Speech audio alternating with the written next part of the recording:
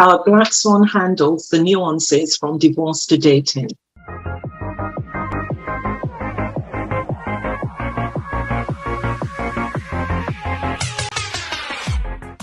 Hello, Swans. I'm Yvonne, your marriage and divorce coach here at Black Swan Relationship Academy. Hello, Swans. My name is Unique Swanda, and I am your online dating coach and your styling coach. I am joining Yvonne on her channel today, where we're talking about just the whole idea of being divorced and then dating again. What's that process like? Where do we even start? We're just going to discuss, if that's okay. What do you think, Yvonne? I think that's a fabulous idea, and welcome, Swans. And we thank Unique for joining us today, because we understand how busy she is, and it's great to have us have her on. We're going to start off, as Unique said, by just discussing and checking in with you to see how you're doing. You've been married for whether it's been a year, 2 years, 5 years, 10 years, whatever length of time you've been married, and you're now divorced. You've gone through the process, or may still be going through the process of getting yourself better and wanting to get back out there. But there's just a few things that you need to do. What we're here to do today is to help you in overcoming that last hurdle before you're ready to go back out there dating and, just check in to see. So I'm going to ask Unique to give us some ideas of how she overcame when after going through her divorce. What was it like for you? To be honest with you, I think before I kind of go into that, I think for me, it's just understanding, first of all, that divorce, unfortunately, has become a normal thing. Yeah, very much so. And also trying, again, so when I got divorced, there was the shame that came with it. And regardless of what we say, people are going to feel shame, right? Yeah. Yes. Regardless of what we say, people are going to feel some kind of way. People are going to feel like they've failed. People are going to feel like you cannot circumvent those feelings. There's nothing you can do about them, right? They will come. Yes. And you're going to lose friends, you lose your circle of friends, you lose your grounding. Sometimes you're going to have to move, you move to different towns, cities. Sometimes you'll stay in the family home, but then you'll always have those memories of what you had built. Yeah. So it's all of those things, those are a lot of emotions. And I believe divorce on its own is traumatic and then creates a trauma story. Very much so, because I think when you make that decision to say, you know what, we're gonna split, we're gonna divorce, you don't make that decision lightly, because it's something that you just don't wake up on Monday and ask for a divorce on Tuesday. It has been coming for years before. And to have the courage to say, I can't do this anymore, and walk out. It's hard because you don't understand the gravity of that which you have done and the evil that it causes. So let us know some of the things that you went through and how you dealt with yours. I'd love us if you can discuss it, because I think you've been through divorce as well. It's just really more about how can a Black Swan work through those emotions, because we can't hide from them. It's one of those things about how, like, actually going through. So I guess for me, the practical things, let me rewind. I just got busy. I got busy being my daughter's carer, mother, provider, everything. I just got busy. And I think sometimes that's also a trap in itself. It's great to be busy, but that's also a trap in itself. So it's one of those things where I guess we have to really think about the emotions that we're going through and allow ourselves to go through them. Just like when you say, when you go through a breakup, cry. Yes. Go get your potatoes, go get your popcorn, go get your ice cream, do the crying. And then create a plan for your life afterwards, right? I don't know how you went through the whole thing of divorce. How did you? I was fortunate enough that my children were older, and because my children were older, I gave them the choice of what they wanted to do, whether they wanted to come with me or stay with their dad. Both of them were in secondary school, so they decided that to move to, I was going home to my parents. So moving to where my parents was, and the backwards and forwards from school, it wasn't going to work. So they stayed with their dad during the week. And then I saw them, you know, at the weekend, etc. Oh.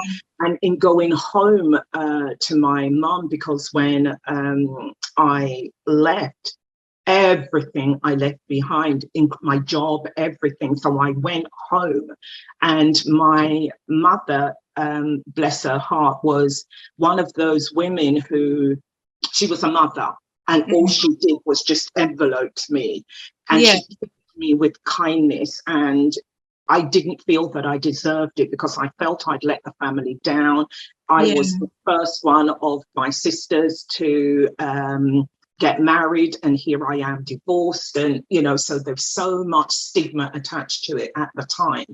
But my mom sheltered me from all of that, and all she did was just wrap me up.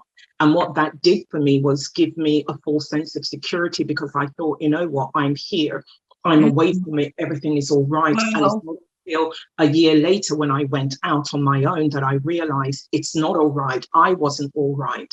You know, so all that crying and all the things that you're speaking about, I waited, because I didn't want my parents to know that I was crying, I was upset, you know, and all the emotions that was going on inside. I just surrounded myself with their love. And then when I went out on my own, it was almost like everything then came, because you're by yourself. You know, everything it comes apart, doesn't it? Yes, it then just and you thought, oh my God, what have I done? And you know, so because I think sometimes we avoid that feeling. I think that's what I was getting to, is like, feel the feelings as quickly as possible. And get them out of the way. And go do the whole holding your knees in the shower, like, why did I do this? It's like it's one of those things. I think honestly, as human beings, we think like crying is such a weakness, but you really need to let it out. I always say that if you don't cry, your emotions will find some other way of crying. Very much. Stress is one of the biggest killers in the world today. And little things like this, like divorce, they're stressful. Very and much. like you're saying, with your children, they had to decide. It's not just stress on you, stress on your children. They're like, they're seeing their parents come apart, and now they're having to decide, do I stay with mom? Do I stay with dad? It's like one of those, it's almost like, you know, that tug of war. Push and pull thing. And I always feel like sometimes we just expect, we'll just get on with it, just get on with it, and ask ourselves, how long should I take to mourn? Because if you really think about it, divorce is like the death of a life that you had. Then you now have to recreate or create something else that does not resemble that, because that's not just your memories. So I guess your ex stayed in the family home, right? So for him, you'd have memories. So just even go a little bit deeper, because sometimes I think we don't really discuss the little details, like walking into the bedroom and smelling his deodorant or perfume, or going to bed at night and there's like, you're thinking, and you start to have memories of the talks you would have, of memories of, you know, of the great love you made because you have kids. So at the end of the day, those realities. And then even as Christian women, sometimes we forget that you've been in this world where you're so close to a man, then now you think, oh, have to go back to being single.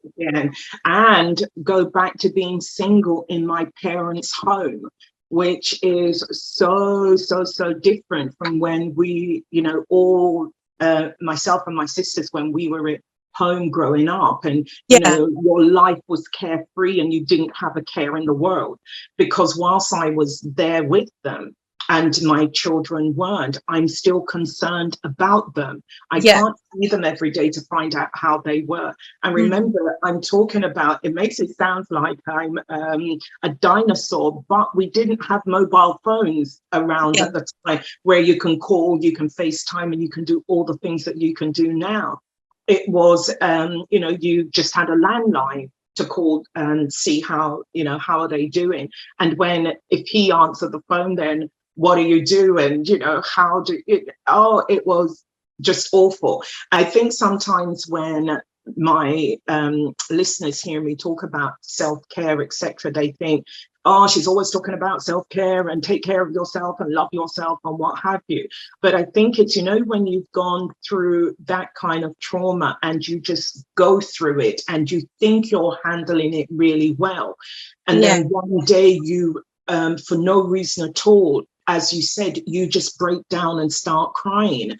And the crying that you're doing, it's not the pretty cry that you see on TV where the tears just come down. Do you know that ugly cry that comes from the pit of your stomach? The shower one. Yes, and it's, you're not even in the shower to drown out the sound, but you're in a home all by yourself and you're looking at the four walls again, and the TV is looking back at you and you're thinking, what am I doing here? How did I end up here? And then, you know, you have this breakdown and you don't see a way around it. And as you said at the beginning, I didn't deal with it because I didn't know how to deal with it. And my sense of being in that bubble that my parents had put me in didn't serve me well, you know, but that's what I had to deal with. And it was it was finding Christ really that kind of turned me around and started the journey on self-discovery and also on working on me. And it's taken such a long time just to even to forgive myself for, you know, not being there for when, you know, your child comes home from school, they've got their homework, how are you doing? Do you need this? Oh, it's okay, Dad's done it. And, you know, it's all of, but you get over it, and you do get over it, and you do come through on the other side, and you know, true healing then can begin to take place. It is the annual Flirt and Date Challenge in the Black Swan Nation. This is a challenge we do every single year, and it is incredible. The results, the growth, the relationships, the marriages, oh my goodness. What comes out of the Flirt and Date Challenge every year is incredible, because we all throw ourselves into the dating pool and we gather energy from each other and encouragement and fun, and we do it under the watchful gaze of our coaches. I will be in there helping you ladies. The coaches will be in there helping you ladies flirt and date. But this year it is accessible only to the All Access Pass Black Swan Nation members. So if you're not in the All Access Pass Black Swan membership, make sure you follow the link below, and I will see you in the Black Swan Nation Flirt and Date Challenge 2022. What about those who actually don't get over it as such because there is just bad blood between you and your ex? So I always say sometimes there are certain things that you just don't get over, but you learn to live with it. You learn to live with the fact that I tried it, it didn't work out. So I guess in my situation where we're divorced and I'm literally just coming from just being newlywed, all of a sudden I'm a lone parent, pregnant, and it's like I did not plan for this and we're separated. So it's like I went through that phase of I have to stay for the child. I have to just swallow my own feelings, forget about everything. But the thing is, the separation allowed me to really see him for who he was, because there was no support whatsoever that came from him. Ideally, this is what I should have done and vetted before, because the signs were all there. But at the same time, it's like, okay, I'm here in this position, and I've got this child. I need to just get on with it. So I Yeah. guess my way of hiding was I knew I had to just get on with things. Yeah. I just had to just do life. Yeah. Not necessarily bury it in the back of my head, but choose, because I remember saying to God, I don't want to ever grow bitter. Hmm. On this with my ex-husband. I don't want to grow bitter. I don't want to become a bitter person, because I'd seen enough divorced aunties who end up being bitter and just hating men. Men are this, men are that, men are that. That's the one prayer I had. I remember saying to myself, I just don't want to be bitter. God, allow me not to be bitter. Yeah. And with that, I think that's where the growth came. So I guess we're saying this in that we really have to ask ourselves those difficult questions. It's like, how do we want to get over to the other side? Yeah. Yeah, I hear that. And I think for me, where you speak about you're on your own and you didn't want to remain bitter, etc. Mm. I think because I was at home with my parents, it didn't occur to me to be bitter or not bitter. Yeah. When I got my own apartment, moved in, got a job, started to work, and the coming home, I think that first time I came home and opened the front door and I was in this place on my own, that was a turning point for me. And unfortunately, I allowed bitterness to come in. I was bitter at the loss of everything. We had a lovely, really nice home. We had a good life. And I think where the bitterness set in for me was because I was the one that left. And so I blamed me. It was my fault why everything had gone wrong, you know. My children are growing up and I don't have them around. They came and saw me as if I was an aunt, and I hated it. And my bitterness was towards me, and I just really went into self. And this is where, when I said to you earlier about the television watching me, and that's how I broke down, because I didn't know what to do. And as I said earlier, it's not like you could, there were coaches and influencers out there. When you had a voice, there was no Black Swan, there was no Matthew Hussey, there was no one, that I could listen to get some advice. And the only advice I had was my mother's, who was saying, well, why don't you go back? And how do you explain to her, go back to what? So it was really challenging and difficult.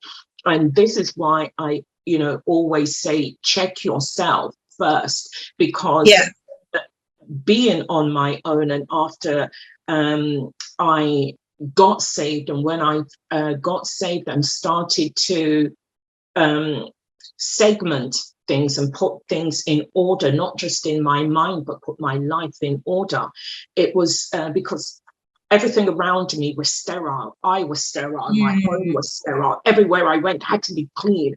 It's just, that was my coping mechanism. Everywhere had to be clean, because it was, I was trying to remind myself that you're not dirty. You're not dirty because you did this. So everything had to be clean. And so when I say, on my platform that, do the work on you, take the time out, cry, as you said, listen to your music, dance, if there is a glitch in your marriage, speak, talk to your your significant other. I say that because these are things that I didn't do. Had I known about them, and I use the tools that we present now, I think my life would have been a lot different than, waiting all those years before coming together again and being the person that we are today. So there's a lot for us when we say to, our Black Swans that, when we say have your list and put together, you know, what your core needs are, where you want to go, where you see yourself, what you want in a partner, how to speak to them so that they you know, hear you, understand you, how you, become the woman that is listened to, how you become that black swan where you don't walk into a room and you're cowering because you don't want, you know, you don't want to be there, you don't want to be seen, you dread going anywhere with someone, you know, and what you're wanting to be is somebody who's full of confidence and walks with her head up, who knows where she's going and what she's you know, going to do. And all of this takes time in working on. And this is why it's so important to have the self-care, to work on yourself, to make sure that you get the healing that is needed. Because if you're not healed, then you're not ready for the next step. And this is the reason why we're doing this now, where, you know, it's going to be a number of series that we're going to be speaking to our swans to let them know that, you know, you're divorced. As I was saying to you, Coach Unique, earlier, that I hate this saying, but it's so true. You are divorced, but you're not dead. You want to have intimacy again in your life. You want to have joy. You want to have, but it's so worth taking the time out to work on you. Yeah, right. And I suppose this is a perfect time to even mention the soulmate attraction system, which is a 7-week course where you literally break down all of these patterns. You break down all of things, and it's just one of those things that I think sometimes it will hurt. Divorce is not an easy thing. It's going to be painful. It will rip your heart apart. But guess what? I've learned that apparently even when your heart is broken, it doesn't mean that it's dead. No, right? Your heart will break, right? But it will heal. It's the emotions that we have to be emotionally mature, which is what I was talking about, the soulmate attraction. It's like we really need to stop thinking that we can fix our own emotions. Yes, you can go so far. And sometimes you need someone to talk to. Like I say, even say if your mom had understood the emotions around divorce, that would have actually been a perfect place for you to heal. That would have been the perfect time, because you needed someone who really understood what it takes to pull a home apart, what it takes to get up again, and what it takes to literally just forget that you've just been building something that you never thought was ever going to end, fail, and then say, okay, I have to start again. And we were just saying, like how earlier, we are both products of divorce. And we're now here because of it. So there is a silver lining, right? But it's that murky valley things that we have to do. And the best thing I guess we can say to the swans, book a discovery call, right? Book a discovery call with Yvonne. She's got the experience of the divorce. Book a discovery. Actually, even go as far as investing in self enough to book the soulmate attraction system, because it talks through those, and it's easier to deal with emotions when they're at their rawest form, when you've just experienced it, so that it doesn't set in as trauma. Very much so. So when you deal with it when it's still on the surface, you're talking in that time when the emotions are there. A coach will not tell you, I think you need to go back for your children. A coach will not tell you the things that your friends will tell you. A coach will tell you, will ask you the steps. Where do you want to go? Let's go there. And how do we then process the little things that are here right now so that you can move on? Like I said, you can either get over it or go through it. It's one of those things. It at some point you are going to get to the other side, but I would have loved a shorter journey, because my journey has taken almost over 10 years, you know, just from the divorce to the time I started dating again. I didn't date for well over 7-10 years, I believe. Here and there I did, but seriously dating and looking for someone to actually be with, it was years later. If anything, more so recently, maybe 2-3 years ago, because I am now in that community, right? I'm Yes. now also in that community that's encouraging me. I'm now in that community that is allowing me to be able to vet men. It's almost like I'm kind of going into the next bit that we'll be talking about on Friday, Yeah. which is how you actually vet and get yourself out there. But I'll leave it here for now. Yeah. That Yvonne can round us up, and then we will see you in another video. Very much so. Thank you, Unique, for this first in our series of videos about divorce and life after it. And if there's anything that we have said that has resonated with you, and if you'd like to take this further, do check out the link below in the description box, and like, subscribe, and we'll see you next week. Take care, everyone. Bye. My beautiful swans, take care of you. Bye.